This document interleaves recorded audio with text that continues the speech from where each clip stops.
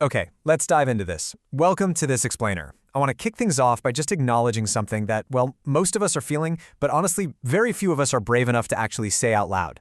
You are utterly exhausted. Now, the title of this explainer, The Padded Cell, Why We Choose Isolation Over Reality. I know, it might sound a little bit dark right out of the gate, but what I really want to offer you today is a place of radical empathy. We're going to explore why retreating from reality and retreating from other people isn't just something you're doing because you're somehow broken. It's actually a completely logical adaptation to the crazy world we're living in right now. Right, so we all have this taboo secret. Why is being around other people so exhausting? It's that thought we kind of whisper to ourselves after finally leaving a party, or after a long day at the office, or, let's be real, even after spending time with our own families. I want to validate that exact feeling for you immediately. Socializing, it's literally a full-time job. It takes an immense amount of energy, investment, and commitment. So if you're tired, it is completely okay. You're actually supposed to be tired, because dealing with humans is genuinely hard work. Which brings us to Section 1, Why People Are Exhausting. So let's break down exactly why that is. Why are people so draining?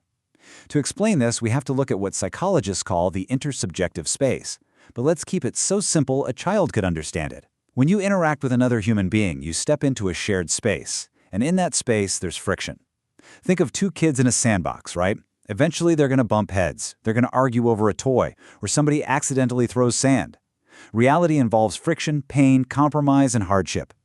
As Professor Sam Vaknin so bluntly puts it, actually, in the vast majority of cases, it's a really bad experience. So please do not feel bad for finding human interaction awful sometimes, because reality hurts. People are unpredictable, and frankly, dealing with them sucks a lot of the time. Let's move to Section 2, the appeal of the fantasy, and see how this builds. Because humans are incredibly clever. When reality hurts, we look for a safe space to hide. Just think about the contrast between reality and the padded cell. Reality is mundane, it hurts, and it is incredibly hard work. But the padded cell? That is the space of fantasy. Now, in the source material, this is described through the lens of a narcissistic relationship, but it applies so broadly to our modern lives. The fantasy offers a space with absolutely no friction. It offers unconditional love and that constant reassurance that you are uniquely special. I mean, who wouldn't want that? It acts exactly like a drug. It is a prison cell, sure, because it keeps you completely isolated from reality. But it's a padded cell. It's soft, it's comfortable, and once you step inside, you kind of never want to leave. Now, what's really interesting about this slide is the core of why that padded cell is so incredibly addictive. It's this concept of the narcissistic gaze. This gaze is like a perfectly idealized mirror. Think about it. In the real world, if you ask a friend or a family member about yourself, they're going to give you reality. They'll tell you your flaws. But the fantasy, this narcissistic gaze, it reflects a completely perfect version of yourself back to you. It grants you this profound feeling of ultimate self-love and self-compassion, maybe for the very first time in your life. You become utterly dependent on whoever or whatever is holding up that mirror. And you might be thinking, well, I'd never fall for that. That sounds crazy. But actually, it doesn't sound crazy to us at all because society has already primed us for it. We've undergone a sort of cultural brainwashing. Look at our schools. Teachers are taught to tell every single child that they're amazing and uniquely special. Look at consumerism. The whole essence of it is literally, you deserve this product no matter what you've actually done. And the media, it constantly tells you how unprecedented and fascinating you are. So when an easy, friction-free fantasy presents itself and tells you that you're perfect, it just perfectly aligns with the loud propaganda you've been hearing your entire life. We feel totally entitled to an existence without pain. So, moving right along to Section 3, the Great Friendship Decline. What happens when an entire society starts preferring this padded cell over painful reality?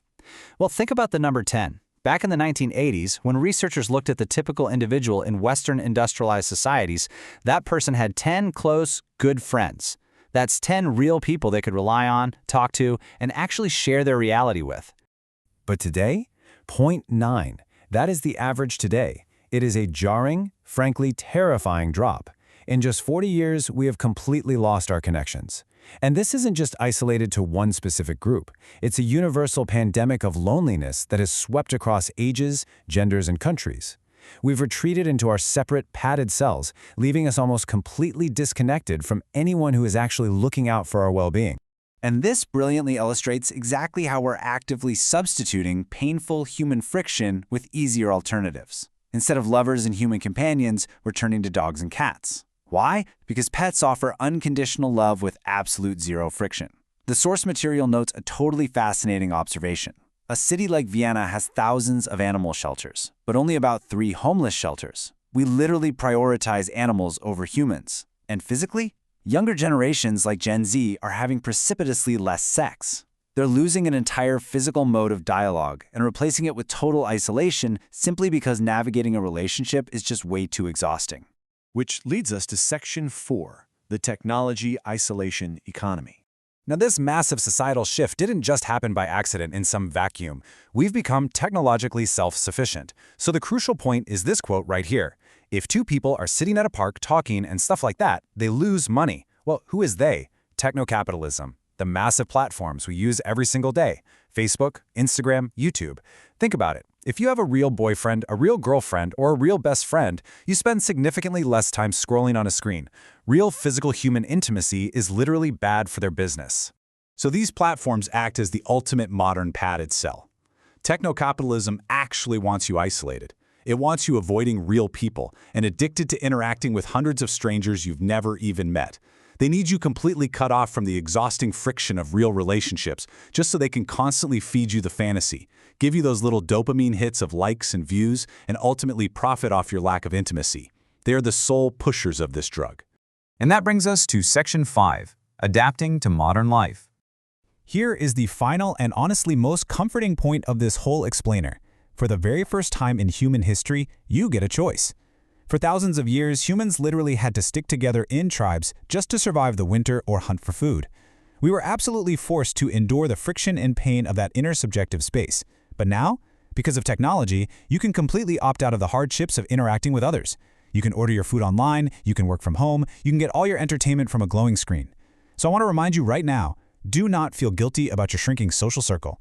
You are not failing at life, you are simply taking advantage of the very first historical opportunity to avoid pain. Let's really synthesize this. We are relational creatures at our core. We absolutely still want to be seen. We still want that idealized mirror to reflect back to us. But we are not necessarily meant to be social in the exhausting way modern reality demands. So we adapted. Retreating into a comfortable, isolated fantasy isn't a disease. It's just a logical adaptation to modern life and to a system of technocapitalism that actively profits from your comfort and isolation. You're just doing what makes perfect sense in the environment you were placed in. Which leaves us with this final, incredibly important question. If isolation is our new reality, and opting out is a valid, logical choice, how will you decorate your padded cell? Will you fill it with pets, with endless scrolling, or will you curate a space that, while isolated, actually brings you genuine peace without any guilt? It's your space now. You have the key. Thanks for joining me on this explainer, and I really hope this gives you a whole new way to think about the quiet spaces in your life.